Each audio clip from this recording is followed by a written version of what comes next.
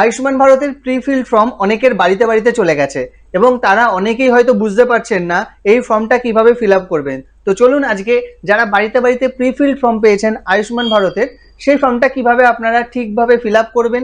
কিছুই fill up করার নেই, কয়েকটা জিনিস দেখে নেওয়ার আছে এবং তার সঙ্গে কি কি ডকুমেন্ট সাবমিট করবেন এবং প্রপার ওয়েতে কিভাবে করবেন নির্ভুলভাবে, আজকের ভিডিওতে আমরা সেটাই দেখবো। তো চলুন আর কথা না বাড়িয়ে ডিরেক্ট আমরা ফর্মে চলে যাই। ফর্মে দেখতে পাচ্ছেন প্রথমেই আমার এখানে আয়ুষ্মান ভারত প্রধানমন্ত্রী জন আরোগ্য যোজনা আবেদনকারী যাচাইকরণ ফর্ম লেখাই আছে এবং আপনার এখানে কোন ডিস্ট্রিক্ট, কোন এরিয়া, কোন পঞ্চায়েত, কোন ব্লক সবকিছুই আপনার এখানটায় থাকবে। তো আমি এখানে প্রাইভেসির জন্য কিছু জায়গা আমি ব্লার করে রেখেছি। তো এখানটায় আপনার কিউআর কোড থাকবে, এখানটায় তারিখ দিতে হবে। তারিখটা আপনারা কোনটা দেবেন? তারিখ আপনারা সাধারণত যে তারিখে আপনারা ফর্মটা জমা করছেন সেই তারিখে আপনি এখানে বসাবেন। এই জায়গাটায় আপনি কোন তারিখটা জমা করছেন সেই তারিখ, এটা সেই মাস এবং এটা সেই বছর। তো আপনার ক্ষেত্রে যদি আপনি আজকে জমা করে থাকেন তাহলে 22/6/2026 হবে আপনার ডেট। তারপর আপনারা সিম্পলি এই জায়গাটাতে চলে এসে একবার দেখে নেবেন আধার নম্বরটা ঠিক আছে কিনা। ঠিক থাকাই উচিত, কারণ এটা আপনার রেশন কার্ডের যে ডেটা সেখান থেকেই ফেচ করা হয়েছে। এখানে আপনার নাম দেখাবে, সেটাও একবার যাচাই করে নেবেন। এরপর রেশন কার্ড নাম্বার দেখাবে, সেটাও একবার দেখে নেবেন এবং আপনার নিচে দেখাবে রেশন কার্ড কি টাইপের। তো এখানে দেখতে পাচ্ছেন যার এটা ফর্মটা তার কিন্তু এসপিএইচএইচ কার্ড, তো এসপিএইচএইচ এ অটোমেটিক্যালি টিক করা আছে। এবং এই প্রিফিল্ড ফর্ম কিন্তু তিনটে ক্যাটাগরির লোকেদের কাছেই যাচ্ছে, AA, এসপিএইচএইচ অ্যান্ড পিএইচএইচ। এই তিনটে ক্যাটাগরি রেশন কার্ড যাদের বাড়িতে আছে তাদের কাছে কিন্তু অটোমেটিক এই প্রিফিল ফর্ম চলে যাবে।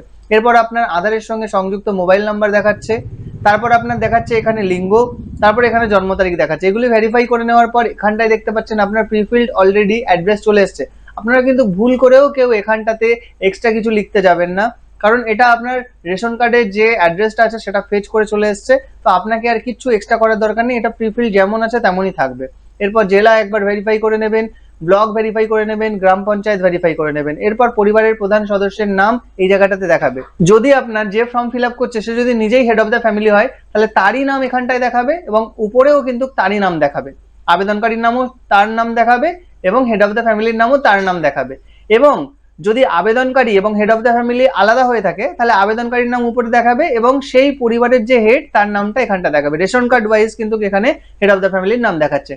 মোট পরিবারের সদস্য সংখ্যা কত দিতে হবে, তো এখানে আপনারা মোট পরিবার আপনাদের কতজন সদস্য আছে সেটা অবশ্যই এখানে আপনারা লিখে দেবেন।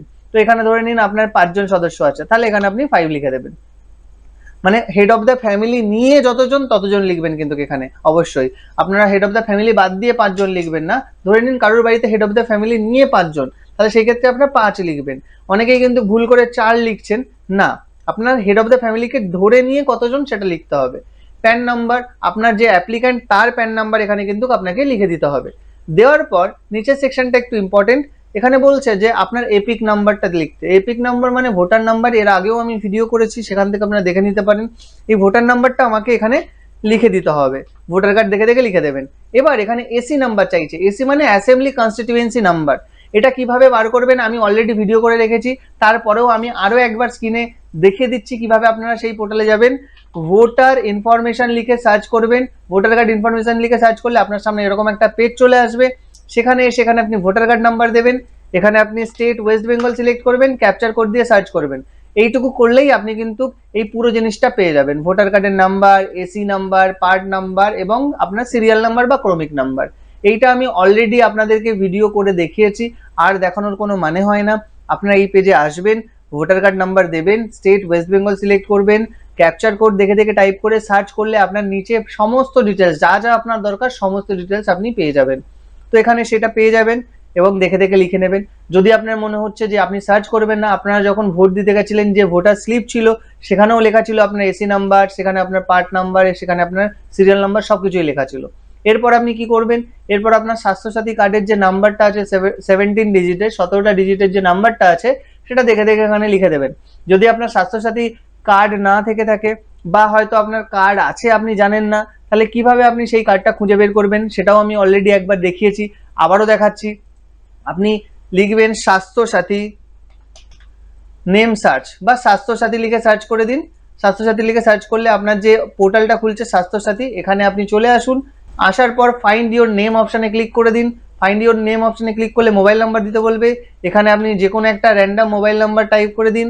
দেওয়ার পর সাবমিট করে দিলে আপনার সামনে এরকম একটা পেজ খুলে যাবে। এখানে এসে আপনি ডিস্ট্রিক্ট সিলেক্ট করুন নর্থ 24, তারপর আপনি এখান থেকে কিভাবে সার্চ করতে চান, আধার কার্ড আমি রেকমেন্ড করবো, আধার কার্ড সিলেক্ট করে আধার কার্ড নাম্বার দিয়ে আপনারা সার্চ করুন। তারপর ব্লক, তারপর এখান থেকে ব্লক নেম, যদি আপনার মিউনিসিপ্যালিটি হয়ে থাকে তাহলে মিউনিসিপ্যালিটি, গ্রাম পঞ্চায়েত যেটা হয়ে থাকবে সেটা আপনি এখানে দিয়ে দিলেন। দেওয়ার পর ভিলেজ যেটা হয়ে থাকবে সেটা আপনি দিয়ে দিলেন। দেওয়ার পর আধার কার্ডের নাম্বারটা যখনই আপনি এখানে এন্টার করে সাবমিট করবেন, আপনার কার্ড নাম্বার যদি থাকে, জেনারেট হয়ে থাকে সিস্টেমে, সেটা কিন্তু আপনাকে দেখিয়ে দেবে। তো আবার আমরা চলে আসলাম, এখান থেকে আপনারা পেয়ে গেলেন আপনাদের স্বাস্থ্যসাথী কার্ডের নম্বরটা, সেখানে এখানে বসিয়ে দেওয়ার পর আপনাদের এই পেজে আর কোনো কাজ নেই, প্রিফিল্ড সবকিছু থাকবে, আপনারা একবার দেখে নিয়ে পরের পেজে চলে যাবেন। পরের পেজে এখানে আপনার কিন্তু কিছু ক্রাইটেরিয়া রয়েছে, সেই ক্রাইটেরিয়াকে হ্যাঁ বা নাতে উত্তর দিতে হবে। কিরকম? পরিবারের বার্ষিক আয় 8 লক্ষ টাকার বেশি, যদি আপনার বেশি হয়ে থাকে তাহলে হ্যাঁতে টিক করবেন, যদি না হয়ে থাকে তাহলে নাতে টিক করবেন। ঠিক আছে, এবার আমি বলবো যে এখানে যদি কোনো একটা হ্যাঁ হয়ে থাকে তাহলে কিন্তু আপনার নাম অটোমেটিক্যালি বাদ চলে যাবে, কারণ এটা, এই যে অপশনটা আছে এটা বাতিল করার মাপকাঠি, মানে এই অপশনস গুলোর মধ্যে কোনোটা যদি হ্যাঁ হয়ে থাকে তাহলে ইউ আর নট এলিজেবল, আপনি এলিজেবল না এই কার্ডটার জন্য। ঠিক আছে, তো প্রত্যেকটা অপশন আপনারা দেখে নিচ্ছেন। পরিবারের কোনো সদস্য আয়কর প্রদান করে কিনা, যদি আপনার পরিবারের কোনো সদস্য যদি আপনার আয়কর প্রদান করে থাকে তাহলে আপনি হ্যাঁ, না হলে না। তারপরে কি বলছে অপশনটা, এসআইআর যে WBLA 2026-এর যে লিস্ট বেরিয়েছিল সেখানে কি তালিকায় নাম পাওয়া গেছে, যদি হ্যাঁ হয় হ্যাঁ, না হয় না। তারপরে কি বলছে, এসআইআর অ্যাপিলের যে ট্রাইব্যুনালে আবেদন সেটা কি বিচারাধীনে এখনো রয়েছে, মানে এখনো সেটা পেন্ডিং স্ট্যাটাসে রয়েছে, যদি হ্যাঁ হয় হ্যাঁ, না হলে না। তারপরে কি বলছে, সিএ আবেদনে কি আপনার পেন্ডিং রয়েছে স্ট্যাটাস, যদি হ্যাঁ হয় হ্যাঁ, না হলে না। তারপরে কি বলছে, অন্নপূর্ণা যোজনা উপভোক্তা তালিকা থেকে নাম কি বাদ দেওয়া হয়েছে, মানে আপনি অন্নপূর্ণা যোজনার জন্য এলিজিবল না, এটা কি আপনারা জেনে গেছেন, যদি হ্যাঁ হয় হ্যাঁ, না হয় না। তারপরে ব্যক্তি জীবিত নন বা স্থায়ীভাবে স্থানান্তরিত হয়েছেন, যদি হ্যাঁ হয় হ্যাঁ, আর যদি না হয় না। তো এটা সবকিছুই নাই হওয়া উচিত, তাহলেই আপনি এলিজেবল। তারপর এই জায়গাটাতে আপনি এই সব কিছু ডিক্লারেশনটাকে টিক করবেন। টিক করার পর এই জায়গাটাতে আবেদনকারীর যে স্বাক্ষরটা সেটা আপনাকে এখানটায় করতে হবে। এখানে কিন্তু একটা দেখতে পাচ্ছেন বড় ভুল হয়েছে, এখানটায় আপনাকে স্বাক্ষরটা করতে হবে।